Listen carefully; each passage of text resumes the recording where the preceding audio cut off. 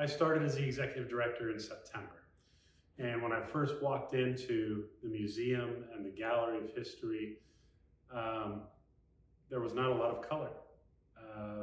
Native American, Hispanic, Latino, Asian, and specifically African American and Black. There just wasn't a lot of history there. And as a biracial man myself, I just felt like that was kind of a travesty. We live in El Dorado, Arkansas. The high school is now 60-40, Black to white.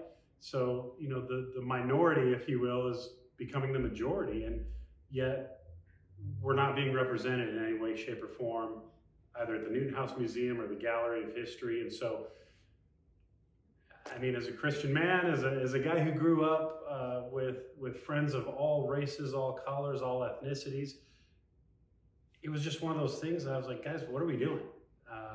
How are we not celebrating our brothers and sisters of color?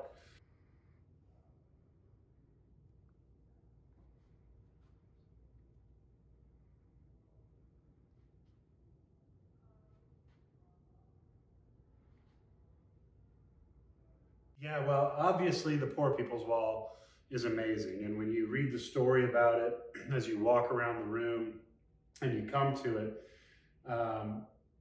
it really did bring everybody together, because again, Martin Luther King's vision was not all about Black people, it was all about people. And so obviously this is something that I want people to be able to sit and observe and absorb. And then off to my left, we actually have a series of stories told by former slaves, many of them from El Dorado, Arkansas. And if you have the time to go through those thousands of stories, it gets you a little bit closer and humanizes it.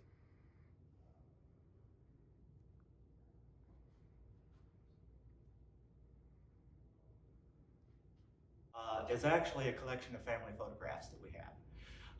We have a box that came to us from a filing cabinet found in an old real estate place.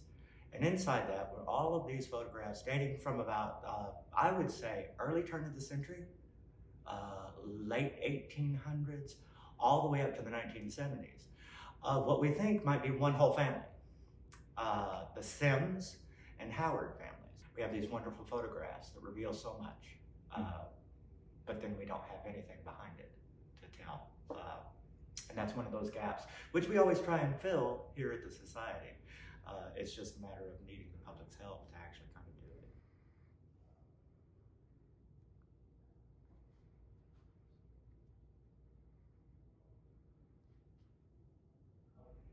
One of the most important reasons for doing this exhibit is so that we don't forget actually who we all are together.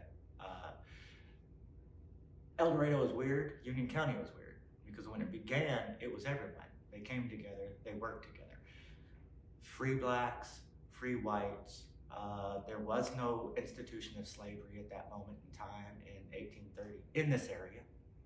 It didn't come until the farmers came from the east and started creating that kind of situation.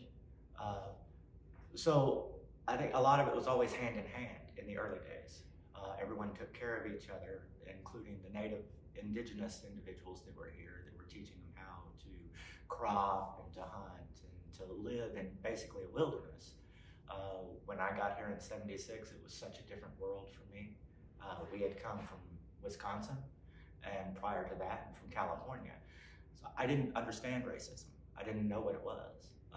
So when I arrived here and saw that people were treated differently, I couldn't fathom that at all. I remember going home to my mom and dad and asking why, and they really didn't understand because they were both Californians. So it ended up spiking interest in me and wanting to figure out why. Why would a person treat someone else differently, and so heinously differently, just because of the color of his skin?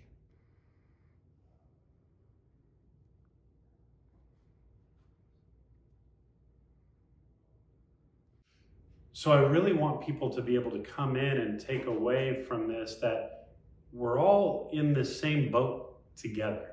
And whether we're black, white, brown, purple, green, gay, straight, old, young, Republican, Democrat, guys, we're on the same journey. And so if we can't come together and figure out how to work together to make things better for all of us, we're doing it wrong. And so I want people to really be able to see Dr. King's vision, again, as a Christian, a vision of love and of inclusiveness, because that's really what we're on this earth to do, is love one another. And it's really simple. And if we're not loving each other, regardless of skin color, of all the other differences that make us wonderful, then we're doing it wrong.